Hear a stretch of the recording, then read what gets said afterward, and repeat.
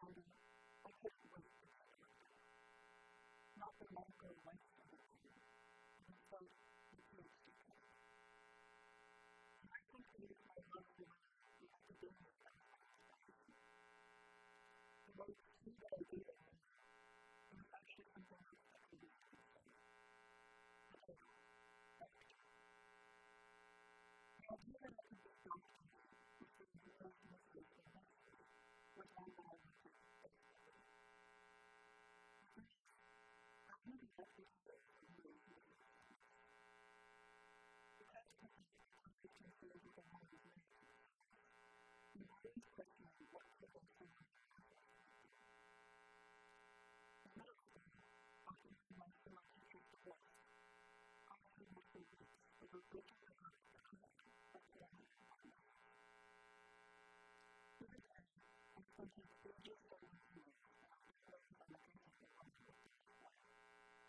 My therapist came to me, and I really came back to the rock of the day, but it was still on my best. And I hate it. It has been so simple in my meditation list when I use the supplements. That confused my story, and the way that I changed the things, it was to study these specifically. The movie, this is the one that is relatively masculine. This is very simple, and really sympathetic to the research on the personal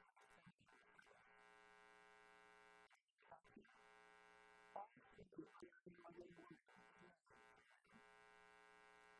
The second is the research. And life does not serve alone, and Monday and Monday life. Instead, it's a life. It's a life to live.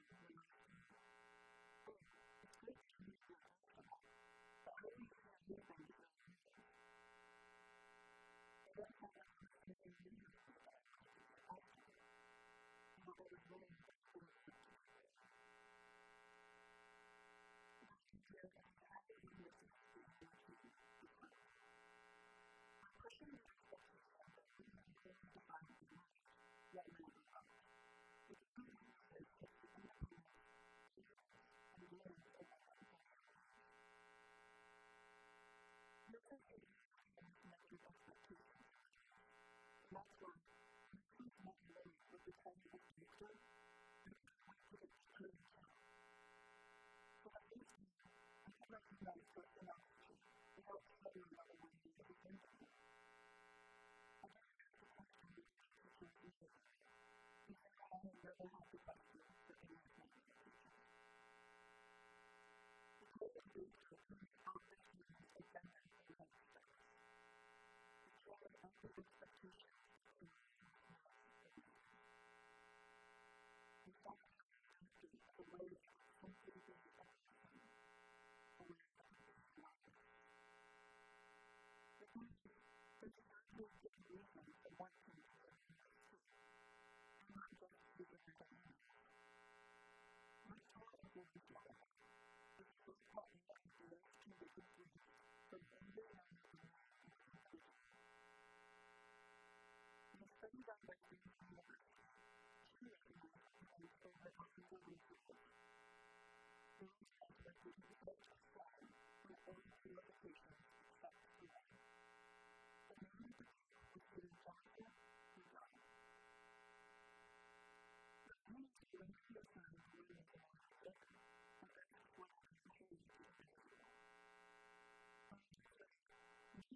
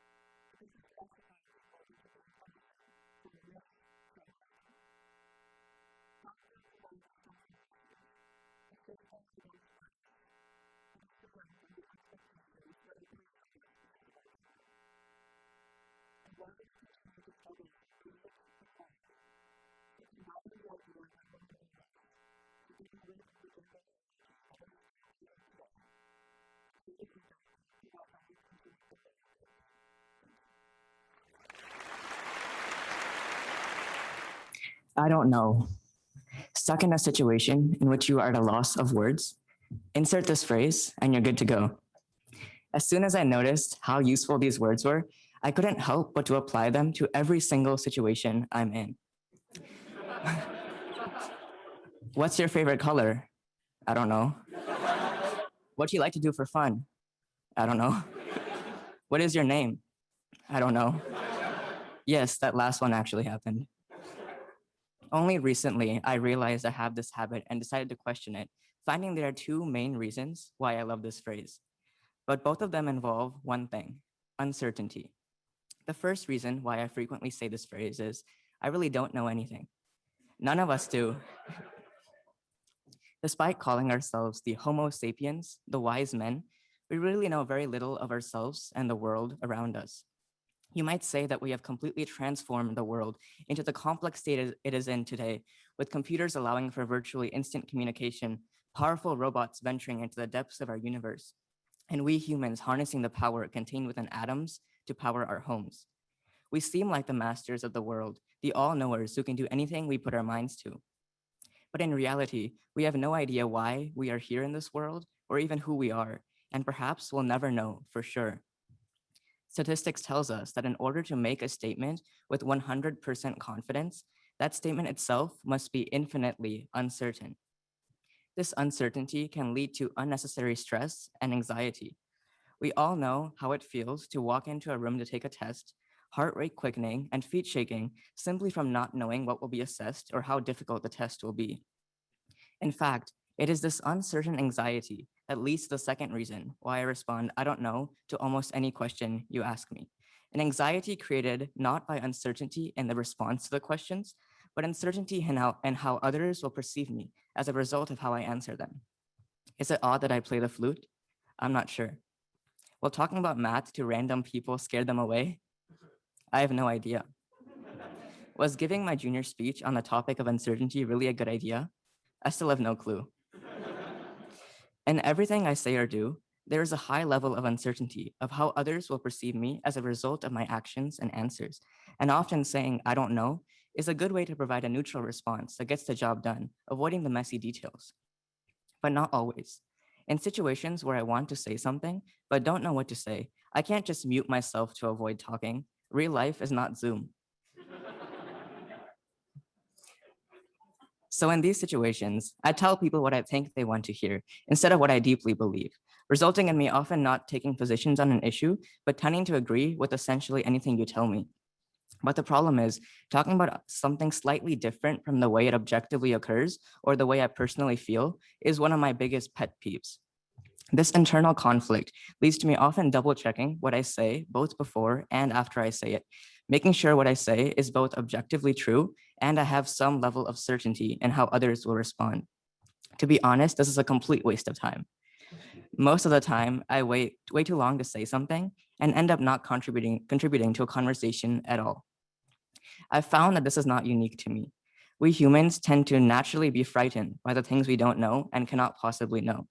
Whether it is the unknown thoughts of the people around us, making us socially cautious, a math problem we don't know how to answer, leading to a fright of the subject, or even questioning our own existence in this world, creating mental anxiety. So it's natural to ask, is there a way to completely remove all uncertainty from our lives? I don't know. We could attempt to reduce it somewhat. Maybe we can try to counter uncertainty in perception by analyzing others' facial expressions in response to what we say. This is something I tend to do extensively. And speaking from personal experience, linking only 21 possible human facial expressions to the millions of thoughts we have just doesn't work.